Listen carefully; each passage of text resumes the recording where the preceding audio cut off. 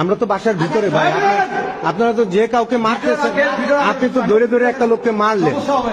না না, আপনি তো ধরে ধরে একটা লোককে মারলেন। রাজধানীর মিরপুরে রাজনৈতিক উত্তেজনা দেখা দিয়েছে। জামায়াতে ইসলামীর নেতাকর্মীদের ওপর হামলার অভিযোগ উঠেছে স্থানীয় বিএনপি নেতাকর্মীদের বিরুদ্ধে। এ ঘটনায় অন্তত 16 জন আহত হয়েছেন। মঙ্গলবার 20 জানুয়ারি সন্ধ্যায় রাজধানীর মিরপুর 60 ফিট এলাকার পীরের বাগ আল মোবারক মসজিদের সামনে এই ঘটনা ঘটে। প্রত্যক্ষদর্শীরা জানান, মাগরিবের নামাজের পর মহিলা জামায়াতে ইসলামীর নেতাকর্মীরা এলাকায় অবস্থান করছিলেন।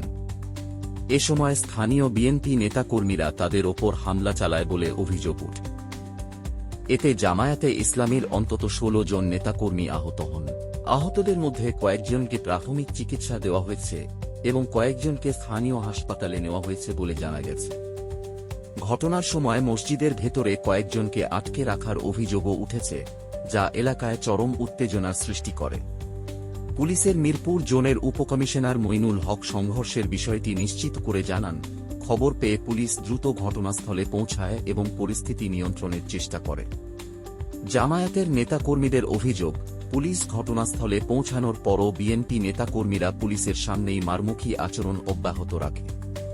পরিস্থিতি আরও উত্তপ্ত হয়ে উঠলে পরে সেনাবাহিনীর সদস্যরা ঘটনাস্থলে পৌঁছে পরিস্থিতি নিয়ন্ত্রণে আনে।